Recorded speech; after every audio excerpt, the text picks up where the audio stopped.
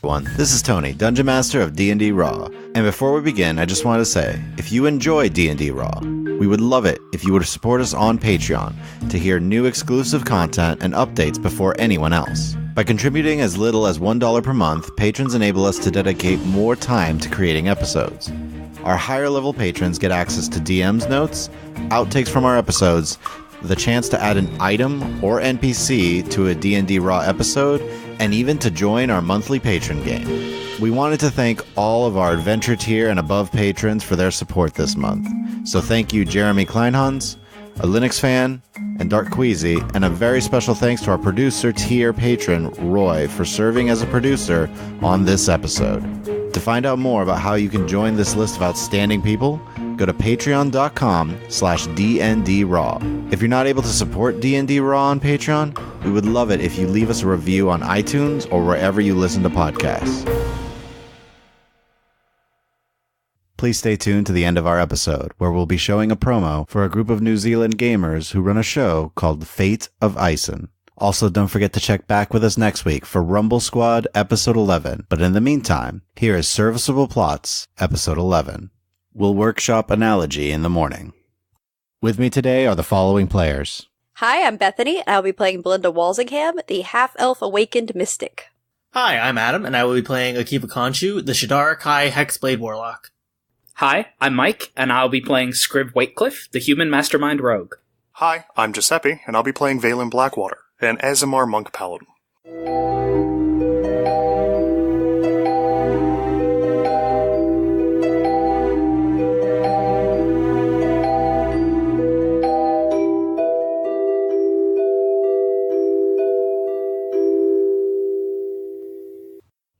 Last time, the party was attacked by dozens of zombies and skeletons that were being controlled by deathlocks. During the attack, Zoulless was stabbed and nearly killed by Doc, who turned out to be an incubus assassin. The party repelled the undead attackers, saved Zoulless, and though Doc nearly escaped, he was successfully eliminated. After the attack, the party gathered together and discussed the items that Zoulless had given Belinda to hold. One was a pure white dagger that looked to be part of something larger. The other was an amulet that held the essence of Tenebris. The amulet they discovered was similar in design to the ancient one that Scriv carried, and the dagger seemed to reject certain people from attuning to it. As the party went to retire for the evening, Scriv went to have tea with Bai, a mysterious old blind woman who mentioned that it was strange that the demon's body did not turn to Ichor and return to his home plane, as was common of fiends to do upon their death. Unable to learn anything more of this, Scriv and Bai discussed different places around the world, as well as Serviceable, Scriv's hometown, before going to sleep for the evening. We pick up with the party the next morning.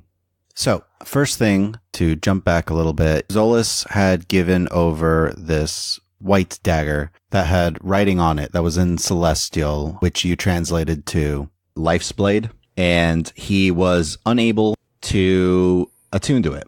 I know Valen tried, and for the sake of expediency, I'm assuming all of you would have tried throughout the night. Yeah. And I would have tried last. And Belinda would have been able to attune to it. I knew it! Lawful! And after attuning to it, she would have learned that a lawful creature must attune to this dagger. I know we brought up we forgot to burn the body. That would have been a major priority for our characters. Could we say we did this before we sat down and had our heart-to-heart? Because this would seem like a priority. For the sake of expediency, we can jump back a little bit, and Valen and Belinda, I'm assuming specifically, would have made sure after taking the stuff from the body. Yeah, Tony said, so who would have burned a body before? I'm like, oh, Valen, I assume, and Belinda definitely. Especially a fiend. Like, if there's anything left, which normally there isn't, right. That's weird. I'm just assuming I would know that. Based off of Valen being a paladin specifically, and a paladin for Eshonai. This is so in my wheelhouse. You would have dealt with, like, minor fiends before. And fiends deteriorate after they die. Yeah, so I'm concerned, but I've also definitely burned whatever's left before. Oh, yeah. So. But as a precaution, it seems like that'd be a standard operating procedure when in doubt. There's just some black grease left. He's gone. Oh, no, not until we've dug a pit, put the black grease in it, taken some ash, some rowan, a bunch of salt, burned it all, buried it, put some rocks on top of it, sanctified the place. Now we're good. Tony, we're just going to do what they do in like the first season of Supernatural as like the standard thing you do when something's wrong. Salt the body, put some holy water, burn it all. So we do that, Tony. So while you're doing that, you do notice the red men were gathering the undead bodies that were left behind and seem to be piling them together to burn as well. I would also be assisting the soldiers with gathering the bodies and burning them. Okay. Because I hate undead. And Scriv at this time was making a point of making sure everyone in the house was okay. All the non-combatants. Yep. The regular folks. And Zoulless was recovering. And bye. And bye. We'll say we did that before we sat down and had our heart-to-heart. Yep. Part 1, and then I think we realized we needed to sleep. Well, you were taking some time to try to attune to the dagger. Out of character, clarification on one of my abilities, I can hide the amulet by disguising its aura. Yep. Okay. I know we left it with Valen, I believe. Valen was the last to have it during the night, specifically. So, clarifying that, is it okay if Belinda holds on to it because I can basically hide it? I don't think anyone else can. If you tell me that, heck yes. Yes, just like, hey, I've got a thing I could do that can hide it. We'll talk in the morning and I'll explain more because I am tired. That's fine. Okay. So it rains more and more heavily throughout the night, but the night passes a little loud because of the rain, but otherwise uneventfully. The next morning, as you are all getting up, Scriv, your side feels a little better. You usually wake up, it's a little sore. It's definitely recovering. Good. I guess I just kind of check it, make sure it's not infected, and then start my stretches. Definitely feels a lot better than it has been the past few days. That's good. I was kind of worried that it hurt a lot more given the fight from yesterday. Yeah, which would be odd, but no, it definitely is recovering. So your side is getting better. Cool. Also, with all of your focus and all of your attention, you feel more alert today. You definitely feel much more just aware of your surroundings overall. Feel like all of your practices on counting weapons in a room, studying people, it's all paying off. I close my eyes and then see if I can remember the placement of every object in the room. Okay. You close your eyes for a brief moment. When you open them, it's a picture image. All right. Cool. Today's going to be a good day. Scriv has the observant feat. Valen, after you did get some rest the night before and begin your normal meditations in the morning, you feel like you finally have tapped into that inner energy that the monks at the monastery have always talked about. And you feel you can push yourself farther than you normally have, moving faster for brief bits of time and actually access that key inside you. And over the course of the morning, you do, I would assume, practice this as you practice your katas and realize you are quicker at points when you push and use the key that is within you. Belinda, the night before, you had mind melded with Zoulless. During the night and the next morning, this vision kind of continues to repeat itself in your mind, but you are able to push through it and keep focus and are able to get a long rest. And in the morning, as you sit in contemplation, you definitely feel like you have a lot more focus on your abilities, having used them and practiced them. And you definitely feel like they are much stronger. I'm pretty sure this is direct communication from my deity, so I will pray on this. Akiva. Yes. As you trance, you feel a presence behind you. Oh, no. You find yourself unable to break from your trance. And you just hear, yes, push your powers. Get stronger. Slay them all. The undead. Destroy them. Once we have together grown in strength, then I will ask of you, continue growing strong and be ready, Akiva. Okay. Can I make you like a cupcake or something? Can that be it? That'd be nice. Can that be the thing? You once served a god of death. Mm-hmm. I still do. So you say. Oh, I don't like that. That's not nice. For now, we work together. Don't cross me. I mean, I wasn't planning on it, but I mean, why can't we keep this all copacetic and friendly? I mean, I help you, you help me, but I mean, I help you in a way that doesn't cost the life of anybody good. I will call upon you when I need you to act. I expect you to follow my call, Akiva. We have grown stronger. I can give you more power now. And the presence seems to leave, and you are able to break from your trance. As knowledge seems to come to you, and new spells form in your mind. Always fun. All right, so you all awaken the next morning, having taken a long rest. What would you like to do? Spar. Always with the sparring. It's right there. Wake up, knock on Valen's door. I'm not in my room, so... Yeah, Valen's long gone. He's already practicing and... Oh, well, I've run outside. Let's practice. He sprints downstairs like a child at Christmas. Valen's just sitting there with the strongest coffee imaginable. Just, yeah, exercise. Right, let's go. Okay. So I am going to pray fervently to my deity with the assurance that these newfound abilities, or at least power, is coming directly from Adar and is indicative of his favor or return or something. Okay. Roll a religion check for me. 17.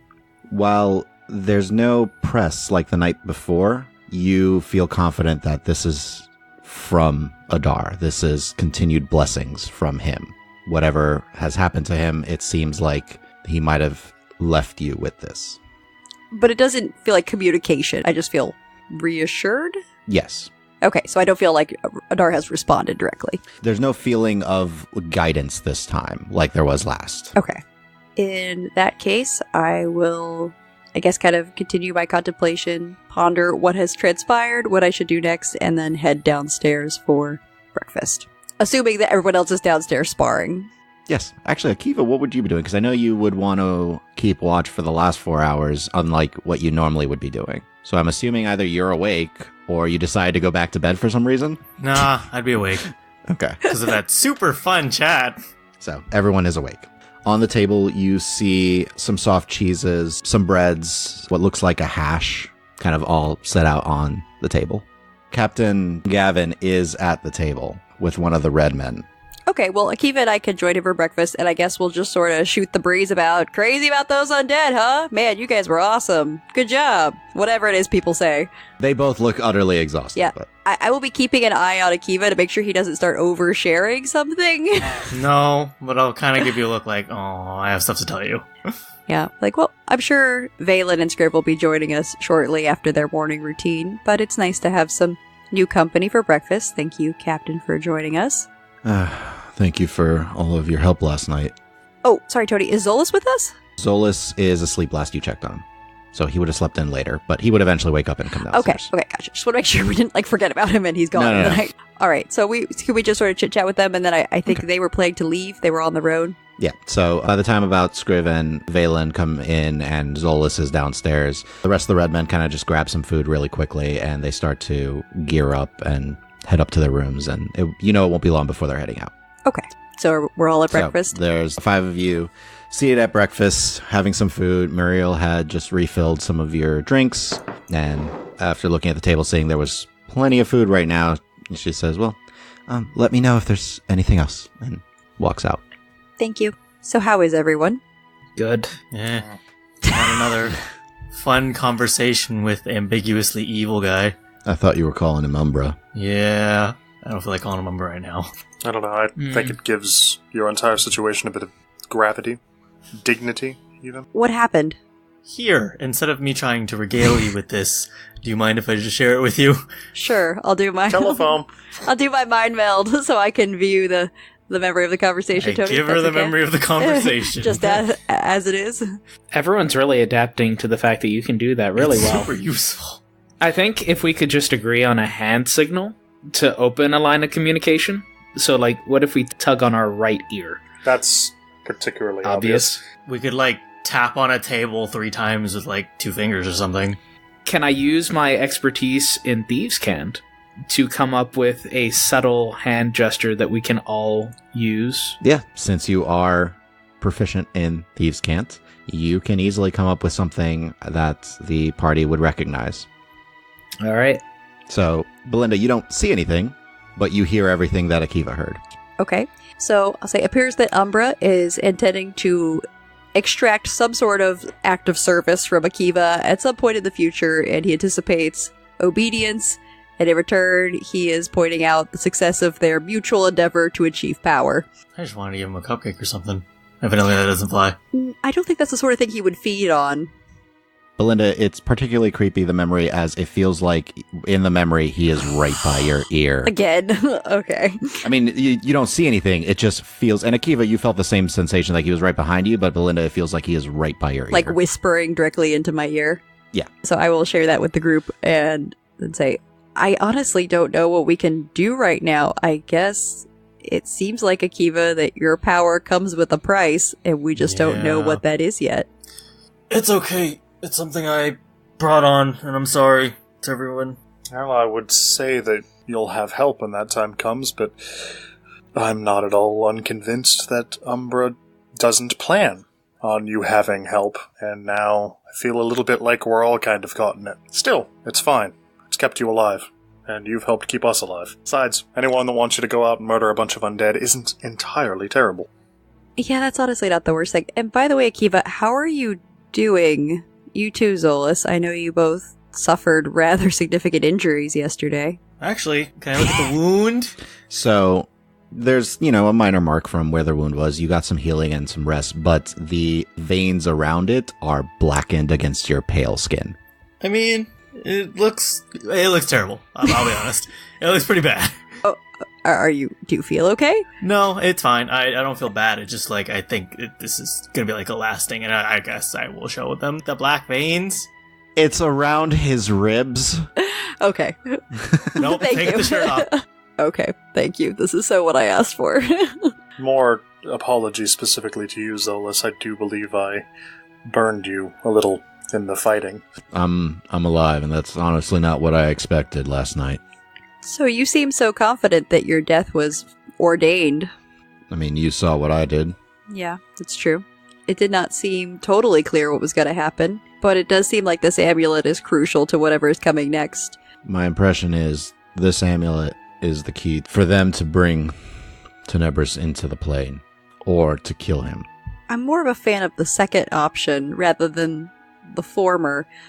But honestly, we're not really equipped for dealing with this sort of thing. We're just here to escort you. I mean, I know we could all do different things. Valen showed yesterday a myriad of abilities. Yeah, apologies for not warning you. There was a lot going on at once, and I tried to keep it off of everyone, but... Until I understand, I haven't been totally forthright about what I can do either. So, we've been learning as we go. Blank stare. Alright, I know we have a lot to talk about, and we talked some last night, but I think we're at this point where I don't want to say we have to trust each other, because that is not something I believe in. But I think there is a benefit to sharing what we can do across the group, so we are better prepared in case that happens again. Quick question, who has the assassin's dagger? Oh, the dagger? I grabbed... Yeah, Valen has the it. weapons back. Okay. So, I know, Valen, I told you last night that I can help hide this amulet. My abilities are unusual and honestly work best when people are not aware of them. So, I figure at this point it makes sense to explain some of what I can do. I can heal a bit. We all shared the telepathy now at this point. But I also can view and sort of control auras. I assume, Valen, that's something you're sort of familiar with. And I can use that power to obscure the presence of the amulet. In addition, I think you probably picked up on the fact that I have some ability to do psychic damage. Brain things. Yeah, I definitely noticed you causing a nosebleed, and I assume you were... doing something? Yes.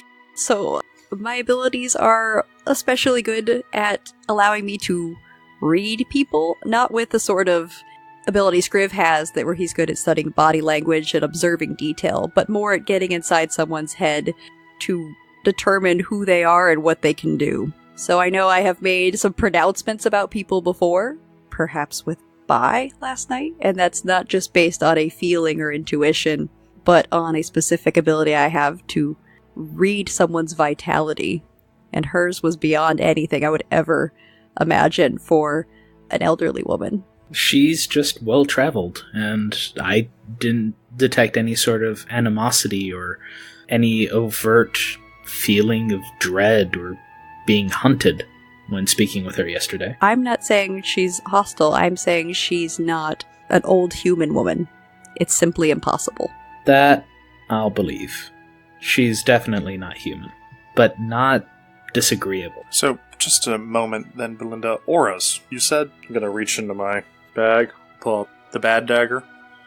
Is this anything other than a poison dagger? Can you tell that? So, Tony. You can make an Arcana check. Can I help her with that?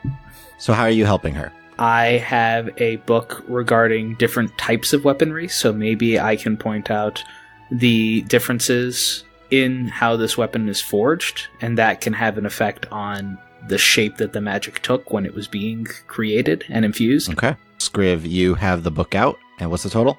16. With Scriv pointing out some of the arcane runes that are on the dagger, you have heard of this type of weapon. It is a favored of assassins. It is a dagger of wounding. Okay. I will explain that it is a dagger of wounding. Does anyone have interest in having a dagger at their disposal? Because apparently I will be using this other dagger that Zoulless provided, or holding on to it since I can attune to it. Scriv, you want it as something to have in your back pocket? Yeah. I haven't had a boot knife in a while, so... All right. Anyways, I just want to be a little more upfront about what I can do, but at the same time, I would strongly recommend we not share that with people we meet beyond this table. Just as I would not speak of what you can do, Valen, or you, Akiva. Is that something you would agree to? Yeah, I mean, I figured if there was a reason you weren't telling us about your abilities, you had a reason for it, so that's understandable that we shouldn't share it with anyone else. Yeah, thank you. I appreciate that. So anyways, I guess going forward, that is what I have to provide in and out of combat. It's why I'm good at solving problems when it comes to people, and that is why I say things that seem forceful and intense, and I say with a great degree of certainty without any evidence. It is hard to articulate. But more importantly, Valen, I did point out to you that I saw something outside the window last night when you were sensing the presence of a fiend, which we now know what that was. Quite a good spot on that. I reached out to Adar for guidance, feeling like something horrible was about to happen, and I was directed, as if by some sort of direct divine message from Adar, to look out that window. What? I haven't experienced this since that day. I've had no contact, and then it was just in this one moment, just that simple message. I can't explain it. Beyond, he's obviously still out there. That's odd. Yeah. I don't know what it means. I tried to pray this morning, and I did not get anything clear or definitive. Sort of a general feeling of comfort, but that's not unusual just from contemplation. I didn't get a direct line of communication like that, and it must mean something, but I don't know what beyond he's not gone, and I hope that means your deity isn't either, Valen. Have you tried checking with the clerics in the temple next door? See if maybe they had a similar feeling or communication? I think that is a good idea, and I figured maybe we could all go together, but I wanted to mention it to you here first, Valen. I know this is something that impacts you as well. Yeah, it would take a few things off the table. The gods abandoning the plane seems unlikely if they're still reaching out to their followers at all. The gods being killed in some sort of cataclysmic event, now less likely. Though it increases the likelihood of the chance that all of them are simply distracted with something, which, unfortunately for me, still does not bode well for Esh and I, who, well, all this is coming from outside of everything we know. There are really only 2-3 failure points for existence, and she's at the nexus of one of them, so... There really isn't a good answer, but a bad answer is better than nothing. An answer's an answer, and anything that gets us closer to one, I'll gladly embrace. Thank you. Zoulless, did you have any sort of contact with Vumera? Especially with the traumatic event you went through? No, I didn't. I'm sorry. It's alright. I'm just glad to still be among the living for now.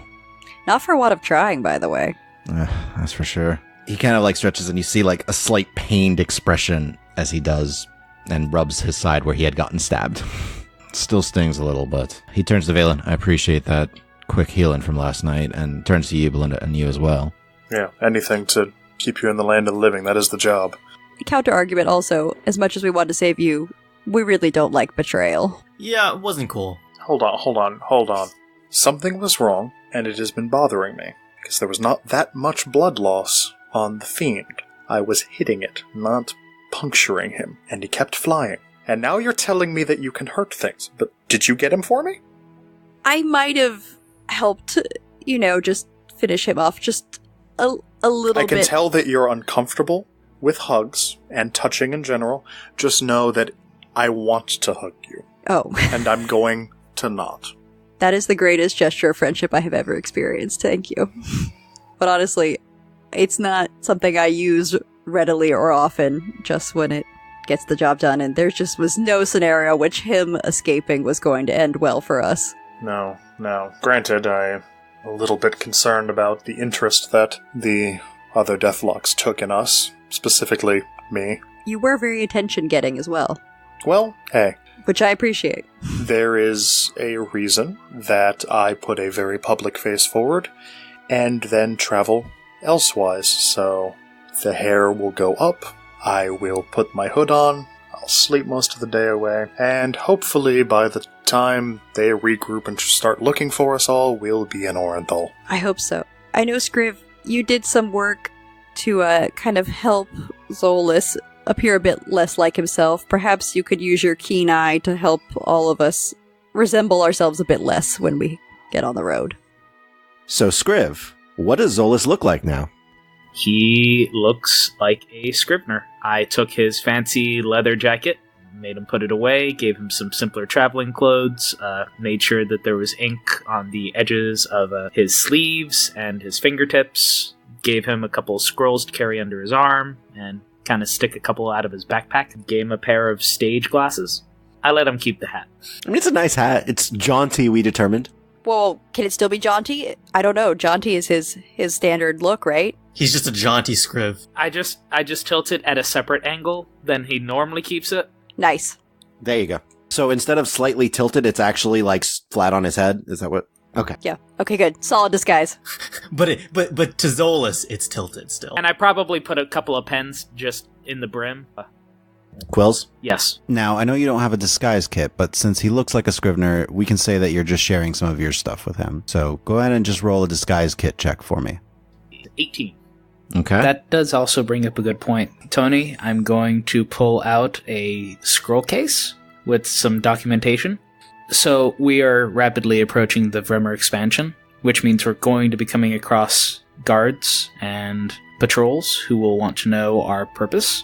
While Belinda and I have documentation, and I look over at Valen, and given your history of traveling in the area, you also have documentation, right? Of course. You, Akiva, do not. Yes. I slide over the papers. If you could just review these papers, I've written you up documentation that says that you are on a religious pilgrimage. This is a lot of stuff. Well, I needed to be thorough, and thankfully Belinda had a chance to look over it to make sure that it was legitimate. How much of this document do I understand? Roll an intelligence check. I would like to take the time to explain in easy-to-understand words and help him understand the documentation. Okay, roll with an advantage. Okay, 14. Okay. This is a lot of very detailed wording and documentation, but you think you get the gist of it. Okay, so this makes sense, I guess. There is one more thing, Scriv. I overlooked something? No, your work is immaculate and perfect as always. By the way, as far as all of you can tell, this is all very official documentation for essentially that he is on a pilgrimage, but of course there is no official signature or seal on it. You will also note that I did not leave any area to specify which god you worship. That is intentional. Oh, okay. I'm sorry, not everyone is going to welcome the idea of your god. I'm sure there has to be worshippers of Nezilum somewhere in the world. Both Valen and Belinda know that there is a shrine to Nezilum in Orenthal. Well, okay, look, I know that there was that one creepy guy at the edge of town that sold Nezilum, figurines for travelers, but that was kind of a... Wait. You're sitting there telling me there is a worshipper of Nezilum in your hometown? Worshipper might be a bit of a heavy-handed term. It was more along the lines of, if you die, you can be buried with this figurine, and you'll be promised that Nezilum will find your soul. Nezilum finds your soul anyways. I don't know. All I know is that he charges 50 silver for it, and it's a bit much. 50 silver? I know. It's gone up over the past few years. Wait. Is he pawning off Neslim's favor? You haven't been to Veripol. There's a market. Okay, I'm gonna have to have a chat with this guy. Akiva, think of it as more as small trinkets that people use to comfort themselves. Yes, but Neslim's guidance is free for everyone. Maybe we shouldn't go to Veripol. It'll be fine. We're going to Veripol now. Yes, we're going to Veripol. We are not taking any strong stances on anything, I don't think. We are trying to go there for... Too late. Oh. Akiva. Yes. Remember about the whole being careful who knows what you are? I'm just gonna have a talk with this one guy, as a one follower of Neslim to another. And if things turn aggressive... I will not turn aggressive. I don't love violence. I just am going to talk to him. Look, I just appreciate you keeping me disguised and out of the way and out of harm's way. If we can get to Orenthal, the faster the better, but I worry that that'll draw some unwanted attention to Akiva here. I think that is more than fair. How about we'll discuss this further and decide what to do, but Akiva, I think you're going to find there's a lot of people who worship not just Neslim, but other deities in ways and with items that are ridiculous and commercially driven rather than out of any sort of true faith. Well, it doesn't make sense. Akiva, I think you'll just find that there will be offensive things in Veripol. I'm sorry, that's the only way to say it. I'm sorry, Scriv. It's true.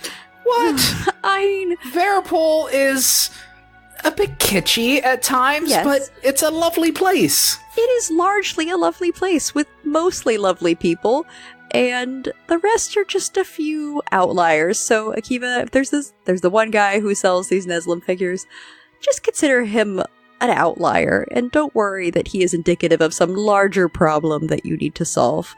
Alright, fine. But regardless, Scriv, your documentation is perfect. I know it's just missing the signature and the seal. It looks good. Nice. I just need for you to sign here, here, here, initial here. Do you have a family seal? No, Akiva doesn't need to seal it. I do. Akiva would need some signatures for himself. Yes, he'll have to sign, right. So, you see Akiva just write his name. It's not a signature, it's just writing his name. Which, like actually, in all caps. by the way, is perfectly fine. Yeah. My heart breaks a little bit when I see this poor handwriting. Hey, there's been no reason for a signature in the Shadowfell. Nope. I know how to read and write, but what's up? What do you do to relax? Me? Yes. I feed Lazarus and have fun. Have you considered taking up calligraphy? Speaking of which, real quick, is Lazarus out? Yes. Okay, so Lazarus is on your shoulders. After Akiva has signed it in large block letters, I assume, like in all caps. It's not bad handwriting. No. It's just I assume it's very neat and just says like Akiva, like written out like in print, right? Yeah. Well, so I will point out. So Scriv, I know it still needs an official signature and an official seal, and I can do that. Are you willing to put your reputation on the line for Akiva? You see an eyebrow raised from Zoulless, by the way. After yesterday, yes. Okay, then. I'm sorry, you have the authority just by your name? Yes, so it hasn't really come up yet. Being a follower of Adar is rather a recent activity for me. And I'll say this as I am signing it, and I have my seal in my bag. Do. So I will go about this in a rather business-like fashion as I'm talking. To the rest of you, it looks like Belinda is doing this without a second thought, and as if she's done it many times before. Mm-hmm. Before I converted to being a follower of Adar and really dedicated my life to that, I spent many years working for the government in Orenthal. Nothing exciting, honestly. I did not have a position of power. I did not have minions at my bidding. I worked on the Doomsday Book. Well, that's a lovely name. What's the Doomsday Book? Zoulless just kind of nods. So, Akiva, the Doomsday Book is sort of, I say that, not that anyone would ever call that where I worked, but that's what people have called our census data. After the cataclysm, things, were in chaos, and we're finally, after 100 years, returning to structure, and the government needed to know how to tax people. Right. Political stuff. Money, Akiva. Yes, that. Governments run on money, and they need to know how many people they have, what those people own, so they know how much money to take from them. That's the short version. I don't try to share what I do because people don't generally like being told that you're the person that helped count them so that their money could be taken by the government. Nobody likes the revenuers. Hey, I didn't work in the revenue department. I simply worked in documentation and some in statistics. But close enough to catch the smell. Why do you think I don't share this? Oh no, I'm agreeing with you. It was a job. It made sense at the time. I'm good with information. I like working on documents, and I did that for years and still have some authority to sign some documents. I still have my seals, so... If I could have outsourced my time in the Order of Karis to you. Serious, I got so tired of writing. I spent 1.5 years not touching a quill. I mean, I have spent a lot of time writing, a lot of time reading. I have a pretty good knowledge of the Empire and its people in significant detail, not as individuals, but as numbers and populations. It's fascinating, I'm sure. This is why I don't talk about it, but it comes in handy sometimes. Not everybody has a government seal they can use. This is far easier than just sweet-talking my way through the border as I was going to do. Not that I doubt that you could have done that, but this is a lot faster. So, I know I didn't say I could do this before, partly because I can't make the paperwork nearly as beautiful and official as Scriv can. Thank you. Yeah, it's flawless. It's undeniable. But Akiva, I also didn't want to put my seal on this document until I felt I could trust you. Well, I'm happy you trust me now. You hear on Akiva shores towards you, Belinda. I assume that is friendly. Yes, he says thank you as well.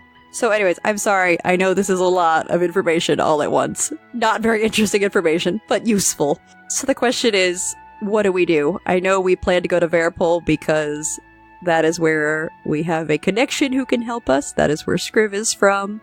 That is where Akiva is apparently going to pick a fight with a vendor. And then it's not too far out of our way before we get to Orenthal, because Zoulless, it seems like going to Orenthal is still absolutely crucial. I still think that's the most important place to get that item to. But are we overlooking something? We now know that our messenger from another plane was a fraud and an assassin. We don't actually know anything about the quality of his information. True. If you made documentation for a doc, we can burn it now. I already did. I'm sorry, Scriv. I'm sure it was immaculate and perfection. It's okay. It was good practice. I miss doing paperwork. Zoulless is looking between you two, just like, seriously? Paperwork? I miss writing letters for people. I miss sitting down and listening to people tell me about their loved ones and the sort of messages they wanted to send. It was fulfilling. Yeah, I think that makes sense. And also, I know everyone has their appreciation of what is art to them. For some of us, it's something a little different. Something real that reflects people's lives. So, do you still think we should go to Veripol, Scriv? Yeah, I think if anything, having Paladin Whitecliff look over the relic will be important. Scriv's dad. Well, and Akiva, you know, Scriv has a mother as well. Yeah, but he doesn't talk about her that much, so I can't go, Scriv's mom. Well, I don't know if she's going to be around. Aw, but I want to meet your mom. She might be off investigating another ruin. Off on a dig. Yeah. Yeah, I would not be surprised. That tends to be her way. Yeah. And again, this is all assuming that Paladin Whitecliff is still going to be in Veripol when we arrive. It's entirely possible that he's off doing official business. Could be. So, Valen, Akiva, Zoulless, it sounds like you're all in agreement. We'll go to Veripol on our way to Orenthal. Yeah. I'm alright with that. The only one that knew anything about that from Tenebra's forces was Doc, and he's dead, so... I'll admit I did let down my guard a bit after he gave some advice on proper fighting styles. That was my bad. I mean, we all did. I didn't think he was evil. Yeah, he was remarkably calm. Not at all anxious or keyed up, but I suppose he knew exactly what he was doing. Granted, it backfired horribly for him, but his plan overall was very effective up until the last step. The fact that he worked it out so that we found him in a position of such weakness was brilliant, because there's just about no other situation that I can think of where I wouldn't see someone that looked like him and not immediately try to determine if they were a fiend. Yeah, he played right into, I think, the desire in all of us for heroics. Mm-hmm. It was clever. Didn't work out in the long term, but, you know. Because now he's dead. This is true, Akiva. So, I guess we leave town. I think we still have to stop in Aspenbrook for rations and a night's rest, probably, before we make it all the way to Veripol. Yeah. Want to head out starting today? I think so. I think, as well as things really did turn out in the end last night, probably the people here will not be sad to see our backs as we go. Yeah. So I think we're all ready to go. Are you going to stop by the temple next door and ask about them getting a signal from their goddess? If you want to summarize that, Yes. you go over and talk to Burnim, and she tells you that no, she didn't feel anything last night. Okay. I guess we wish her well. She thanks all of you again, and specifically thanks you, Scriv, for getting them out of there to the safety of the inn. Smile, nod. They do offer you some of the food that they have from their garden, since they know you're leaving today, if you wish to take it. I would rather if maybe one of the acolytes carve a symbol of their god onto my bow, just as a token for me to remember them by. She chooses to do it herself, and after a moment, you have on your bow a symbol of a large oak tree. Thank you. Thank you. So, Scriv, did you say farewell to Bai? Not particularly. I was just going to assume that if I knocked on that door to invite her to breakfast, she's already gone. She's not there. Okay. Yeah, I figured. So, we'll say you did go to check up on her in the morning, and she wasn't there. Yeah. So, you guys gathered all your stuff and begin to head out of Faravel. And it is still raining, but after a couple hours, the rain does eventually let up, and the rest of the day is uneventful. So, it is 4 days till you guys reach the checkpoint that signifies the edge of the Vremer expansion, the edge of the Vremer Empire. Mask is on, by the way. Definitely call. on. And Lazarus away? Yes. All of the precautions have been taken. Oh, I'm definitely a bit out. I'm gonna change. Gonna comb my hair. Yeah, I will spruce up my cloak. And I'm gonna put my mask on. We are clearly a pair of traveling performers. You see a couple of people kind of traveling through this checkpoint. The guards are pulling over anybody who has any sort of cart and just taking like a general look inside before allowing them through. Ones that are going east, the opposite direction of you guys, you see them have a lot less interest overall. They still check over everything, but it definitely seems like they're not paying as much care in looking through. Yeah, if everyone would be comfortable, I'm happy to hand over our papers all together and do the talking. This is you, please. I'll be happy to do that. The less said, the better. We should be through quickly. Zoulless hands you his paperwork. Okay. I've got everybody's paperwork, and I will stand to the front as we wait in the queue. Okay. Doesn't take you long. There's about a dozen guards overall just spread out around this area. You see some off in the distance on horseback, just kind of patrolling. And eventually, 3 different soldiers kind of start to approach you. 2 are human. 1 is a tiefling. And she just gestures the 5 of you up and holds a hand out. I hand over the sheaf of papers. And what brings you into the Vremer Empire? I'm returning home to Orenthal. And your companions? We're all traveling together. I will, just as a polite gesture, pull my mask off, also covering for the fact that maybe totally underneath Akiva's, he's fine too. He's fine too. Okay. She starts to look over the paperwork. And what are you bringing with you? I'll run through the list of remaining food rations, because that's the bulk of what we've got. The only other items we have are, some small weapons for protecting ourselves on the road, and just the necessities for daily life. Very good. And she's just flipping through a little bit. Would you mind if my 2 compatriots make sure that there's nothing untoward on your cart? Not at all. I know it's a little unusual, but feel free to check it out. So I'll sort of look at Valen, like... It's not a big cart, and we have nothing to hide. No, they're just looking around, and you see them tapping the wood a little bit. It's actually a little suspicious because we have so little on it. Yeah, if they plant drugs on our cart, I'm going to be so upset. So, Belinda, the main thing is, there's not a lot on your cart, but you have a cart, and you're saying you just have some food coming through. Yeah. To be fair, there's definitely still the containers that our food would have been in. Yes. Right. So there was. There was food. Yeah, I will be watching them very carefully as they go over our cart. Roll perception. That's a 24. You see they're definitely looking for, to see if your cart has, a hidden compartment or anything, but beyond that, you don't see them, planting anything or trying to mess with any of the stuff that you have. They just seem to literally just be inspecting everything. Okay. And this one, and she points to one of the papers, Akiva's papers. Yes. He is not a member of the Empire. He is seeking a pilgrimage. Yes, he's been traveling on a pilgrimage. We are on our way to Orenthal. He's hoping to go to visit the shrine there. Which shrine? And she's just start flipping through it. I believe the god of Roll travel. persuasion. How many stamps of renewal does my paperwork have? A lot. I would have come in for the same reason initially, wouldn't I? Yeah. Your initial reasoning, yeah, but then you traveled with the Red Men, so you would have gotten additional... That's true. Stuff for that. Reasons. Mm-hmm. Yeah. My persuasion is 14. Okay. Okay, God of Travel. Very well. And you see her pause for a minute as she's looking at your seal. And what do you do for the Empire? Well, I've been working at the temple for Adar for some time, but, things have been difficult recently. Primarily research. It takes a few moments. Well, all of this seems to be in order then. And she looks to her two people and they just nod. Very well. Welcome to the Vermeer Empire. Welcome back home. Thank you, Captain. And I will retrieve our papers. She hands them back to you, and she steps aside so the rest of you can pass along the road. Okay. Man, it was really hard to hold my breath for that long. Akiva, you didn't need to hold your breath. Oh. Well, did it anyways. Nice. Well, I will return everyone's papers to them. It looks like that was going to be the hard part, and preparation was key. Cool. Well done, Scriv. Thank you, Scriv. You're welcome. So, you guys continue onward. You know it's about a half day's travel from here to Aspenbrook. Night is beginning to fall as you arrive into town. About to say, we're familiar with Aspenbrook. I would say I think it would be prudent probably to get a good night's rest. Yeah, and we can just leave early. I'm in favor of going. We could still get a full night's rest when we get to Veripol. That's true as well. What do you think, Scriv? We're not in any particular rush. I don't see any harm in staying in Aspenbrook for We're absolutely in a particular rush. We've been in a rush the entire time.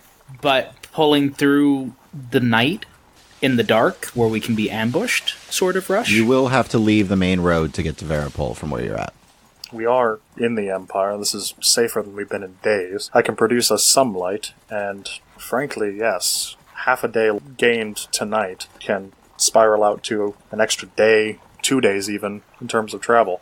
Pushing now will pay dividends on the back end. Well, if we do make it by midnight, then that means we don't need to deal with the chaos that's around Veripol. Exactly. We'll be coming in at night. We'll avoid all of the people going in and out of town. Ideally, we'll have an easy time finding a place to sleep, and we'll have a full day in Veripol tomorrow. We can get our business done, rest, leave the next day, as opposed to getting in halfway through the day and probably ending up needing to stay an extra day. Well, I guess the question is, what are we hoping to achieve in Veripol? If it's really just a conversation with Paladin Whitecliff, perhaps some information and some communication and some food, then how much time do we need there regardless? I'll defer to Scriv on this one. It's his town.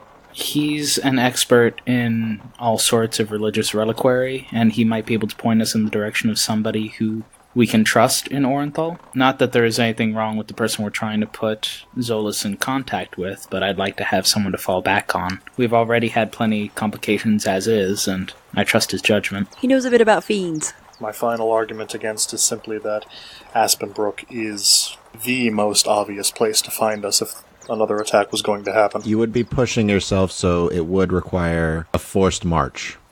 I'm willing just so to you're do aware. it.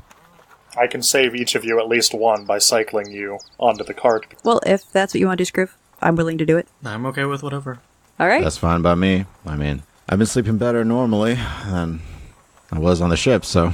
Yeah, now that you're not worried about your death. Honestly, Akiva, you're still around. I'm still slightly worried about my death. Hey! There's a slight smirk on his face. All right, onward it is then. I can get all of you on this cart. Might be a bit tight, so frankly, let's say 3 of you at a time, but...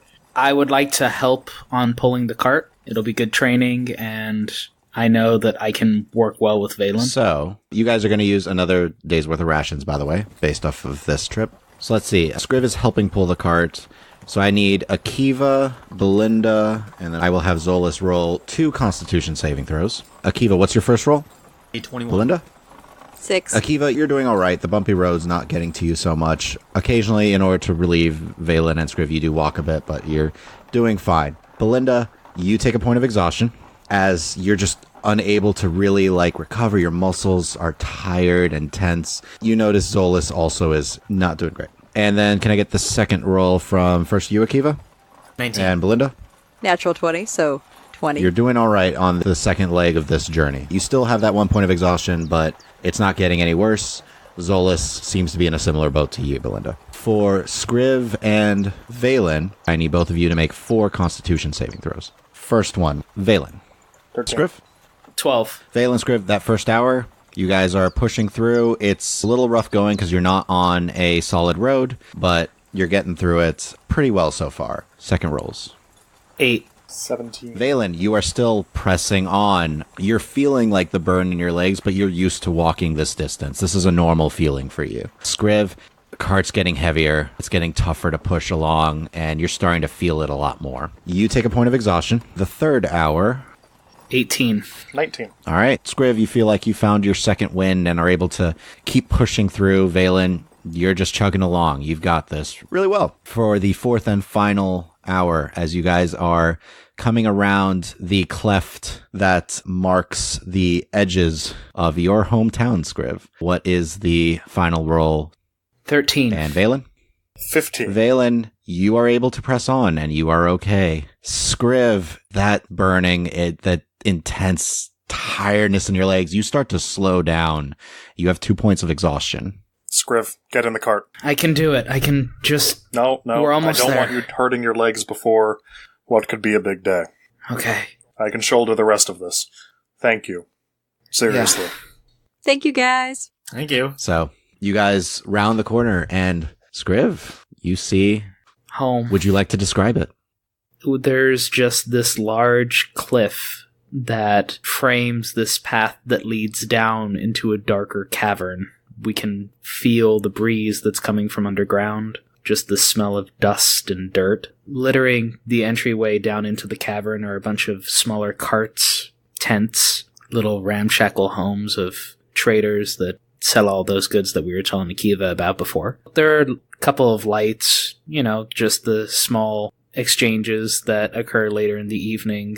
Couple of raucous games of cards and dice and drinking. It's like a permanent camp of followers that you would expect for a larger caravan or military movement. But then we manage to slide the cart onto the path, and it gets a little bit easier to pull because it's going down into the cavern.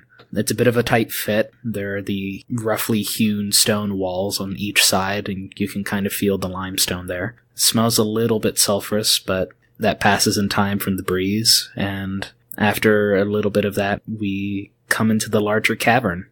Just a lot of stone stalactites hanging from the ceiling, dripping cool water. You see that interspersed in all that are these large stone dwarven columns that are supporting the ceiling, reaching up. And down another path that is hewn from the stone is Veripol, this weird ramshackle mixture of old dwarven buildings and modern Vremer-type architecture in its home. So, you guys proceed inward. I'm assuming you're heading home, Scriv? As much as I'd like, we should probably stop by the center building. And I pointed out there's this large stone tower. It's half dwarven, like maybe some sort of watchtower that collapsed, and we've been building it up. That's the city hall. Chances are there's still a guard that's posted there that we can check in, make sure that everything is okay, and figure out what's going on with an inn where we can stay, where we can leave the cart. Aren't you going to stay at your house? We are arriving rather late. I don't think that would be a good idea. Yeah, she's right. It's a bit late. I can wait one more day before I go home. Okay. So, Scriv, you know in town that there are 2 inns. One that is more of a tourist trap type inn that's definitely on the expensive side. It's called the Weaver. The other is the Modest Dwarf. Hold on. Is Modest describing the economical value of it, or is it the Modest Dwarf Inn? Well, no, that one's run by an elf, and the way that she tells it, it was named after this one guest that she took care of that was rather modest as a bard, and, she kind of liked the way he played music, and he would visit once a year, and after a while she just decided to name the inn after him. Very good service, but it is a bit pricey, especially for what we're looking for. Also, I give a look over at Akiva, they do tend to be a bit nosy. The good news is, Scriv, we are in funds at the moment, so where would you recommend to be the most prudent place to stay? Who has the better baths? That would, and I pointed out the one in the Bath district. I lift the cart and whoever's on it, and I begin trudging. The entire city is built on these old dwarven baths, but there is one particular inn that does have unique access to them. The Ruby Arrow. It was built over some older ruins, and they managed to reconstruct parts of the Dwarven Baths, so it's nice.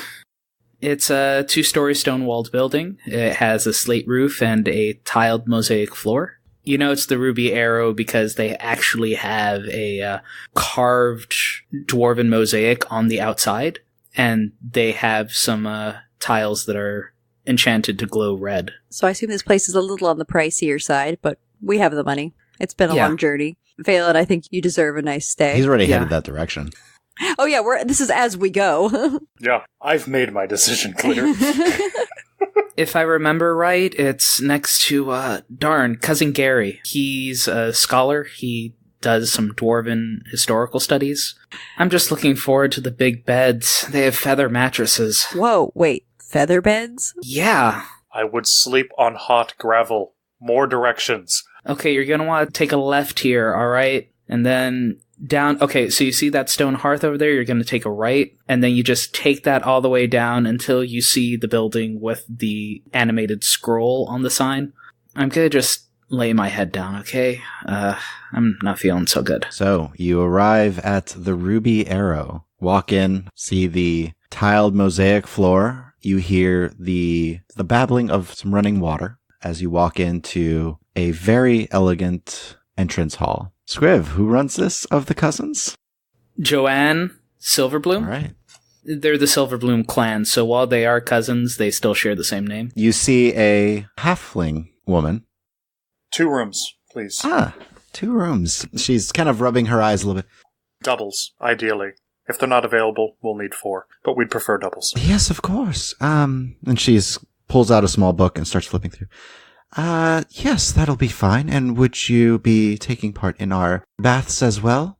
Yes, we would like whatever the complete package is. I'm sorry, we've had a very difficult journey. She's just rubbing her eyes like she looks pretty tired too. Yes. Can I have some names, please, for the rooms? She takes a quill. Belinda Walsingham, and what is the payment required? If you are using the baths for the 2 rooms, it is 3 gold per room. Couch hits the table. Thank you very much. You can put the second room under Valen Blackwater. Thank you very much. All right. I have you free to use the baths. Here are the keys that you will need for your rooms. And here, and she hands a key to each of you, are keys for the baths as well. Thank you. Thank you. Which direction are the baths? They will be, and she gestures to her right around, there will be some stairs around that hallway that will lead you down into the baths. Thank you ever so much. I assume they are open at all times? You may access them whenever you wish. Perfect. Get the things to the rooms. I'm going to go fall face first in some water. Any water. Cold, hot, I don't particularly care. Just water. You notice she's looking over to Scriv like she's trying to remember something. I'm dead on my feet. I know. It's mainly because you're just half passed out that she's just kind of trying to get a better look at you, but she's just also trying not to be rude. Akiva, let's get the things. Please. And she turns over and rings a bell, and you see 2 other halflings come out and come and start to collect your stuff. Please, we will take those to your rooms. Bell service. I will kind of put an arm under Scriv and just bring him to his room. Thank you. I feel like someone just, I don't even have an analogy for this right now. That's okay. You did good. That's okay. You did good. We'll workshop the analogy in the morning. You get a couple of pats on the back from Zoulless. I've been there, kid. It's okay. Some good rest will do you good. Feather bed. So I'll plop Scriv down, and then I'll make sure he's good, and make sure Belinda's good, and walk out and go check on Valen. Is he passed out in the bath? Not quite passed out, but Close. Tension relief. I'm loose. Are the baths like hot springs, Tony? yep, they feel rejuvenating. I will join him then. I will also stop by reception and say, I'm sorry, we neglected to ask. I assume there are some sort of refreshments provided Of course. in the morning? We will bring them up to your rooms. That would be lovely. Thank you. Of course. Please enjoy your stay. Yeah, Belinda will go to bed because she is exhausted in a very literal sense. And that is where we're going to leave this episode for today. Thank you all for listening. Please share this with your friends and follow us on Twitter at rulesaswritten, or check out our website, dndraw.com, and feel free to email any questions to me at dm at dndraw.com. Also subscribe and leave us a review or comment anywhere podcasts are found. And please check out our Patreon at patreon.com/dndraw. And I hope to see you next time in the world of Ostia.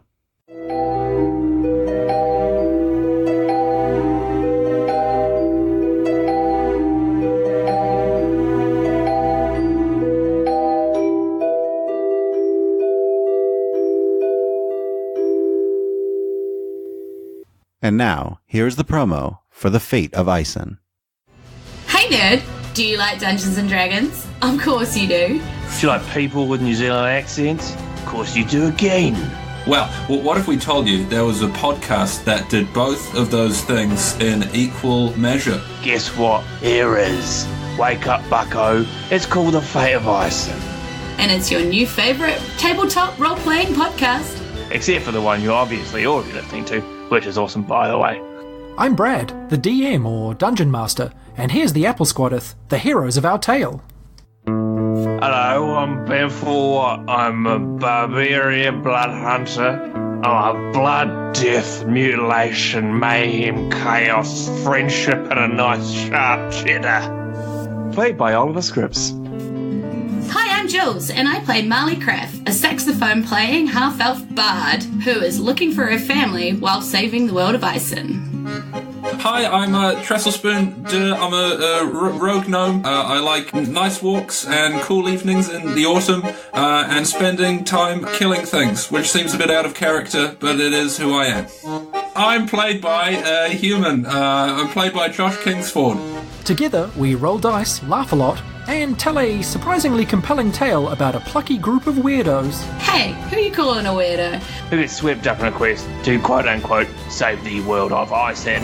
There's action, excitement, and there's a lot of apples. Seriously, there's way too many apples. It got way out of proportion. Weird as my mother's top lip.